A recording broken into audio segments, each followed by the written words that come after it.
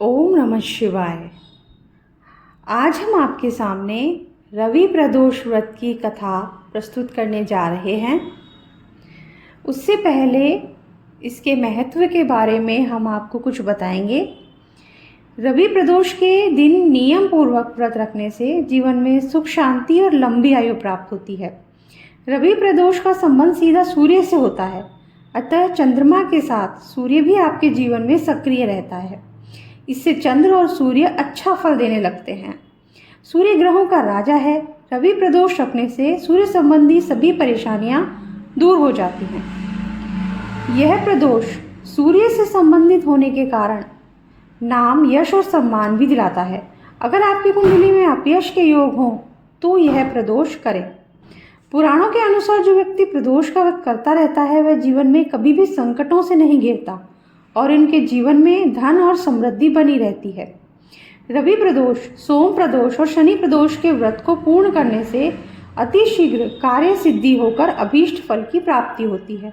सर्व कार्य सिद्धि हेतु शास्त्रों में कहा गया है कि यदि कोई भी 11 अथवा 1 वर्ष के समस्त त्रयोदशी के व्रत करता है तो उसकी समस्त मनोकामनाएं अवश्य और शीघ्रता से पूर्ण हो जाती हैं। तो रवि त्रयोदशी प्रदोष व्रत की कथा इस प्रकार है। एक समय सर्व प्राणियों के हितार्थ परम पावन भागीरथी के तट पर ऋषि समाज द्वारा विशाल गोष्ठी का आयोजन किया गया।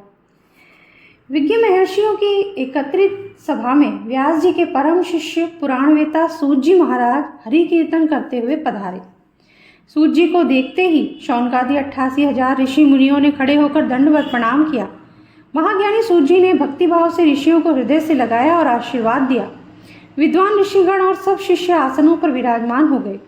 मुनिगण विनीत भाव से पूछने लगे कि हे परम दयालु, कली काल में शंकर की भक्ति किस आराधना द्वारा उपलब्ध होगी? हम लोगों को बताने की कृपा कीजिए, क्योंकि कलयुग के सर्व प्राणी पाप कर्म में रत रहकर वेद शास्त्रों से विमुख रहेंगे। दीन जन अनेकों संकटों से त्रस्त रहेंगे। हे मुनि, श्रेष्ठ कली काल में सत्कर्म की ओर किसी की रुचि न होगी। जब पुण्य क्षीण हो जाएंगे तो मनुष्य की बुद्धि असत कर्मों की ओर खुद ब खुद प्रेरित होगी, जिससे दुर्विचारी पुरुष वंश सहित समाप्त हो जाएंगे। इस अखिल भूमंडल पर जो मनुष्य ज्ञानी होकर ज्ञान की शिक्षा नहीं देता, उस पर परम पिता परमेश्वर कभी प्रसन्न नहीं होते। हे महामुने, ऐसा कौन सा उत्तम व्रत है जिससे मनोवांछित फल की प्राप्ति होती हो? कृपा कर बतलाइए। ऐसा सुनकर दयालु हृदय श्री सूत जी कहने लगे कि हे श्रेष्ठ मुनियों तथा शौनक जी, आप धन्यवाद के पात्र हैं। आपके विचार सराहनीय एवं प्रशंसनीय हैं। आप वैष्णव अग्रगण्य हैं, क्योंकि आपके हृदय में सदा ही परहित की भावना रहती है। इसीलिए हे शौनकादि ऋषियों, सुनो, मैं उस व्रत को तुमसे कहता हूँ जिसके करने से सब पाप नष्ट हो जाते हैं। धन वृद्धि कारक, दुख विनाशक, सुख प्राप्त करने वाला, संतान देने वाला, मनोवांछित फल प्राप्ति कराने वाला यह व्रत तुमको मैं सुनाता हूँ, जो किसी समय में भगवान शंकर ने सती जी को सुनाया था और उनसे प्राप्त यह परम श्रेष्ठ उपदेश मेरे पूज्य पाल गुरु जी ने मुझे सुनाया था, जिसे आपको समय पाकर शुभ वेला में मैं सुनाता हूँ।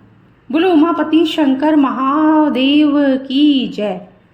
सूत जी कहने लगे कि आयु, बुद्धि, स्वास्थ्य लाभ हेतु रवि त्रयोदशी का व्रत करें। इसकी विधि इस प्रकार है।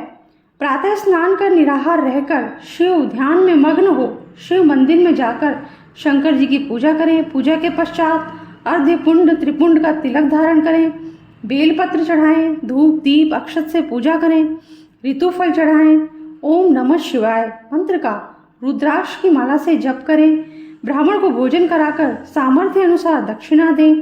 तत्पश्चात मौन व्रत धारण करें। व्रती को सत्य भाषण करना आवश्यक है। हवन आहुति भी देनी चाहिए।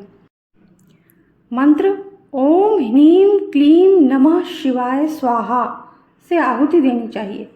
इससे अभीष्ट फल की प्राप्ति होती है। व्रती पृथ्वी पर शयन करे, एक बार भोजन करे, इससे सर्व कार्य सिद्ध होते हैं। श्रावण मास में तो इसका विशेष महत्व है ही। यह सर्व सुख, धन, आरोग्यता देने वाला है। यह व्रत इन सब मनोरथों को पूर्ण करता है। हे ऋषिवरों, यह प्रदोष व्रत तो मैंने आपको बताया। किसी समय शंकर जी ने सती जी को और वेद व्यास मुनि ने मुझको सुनाया था।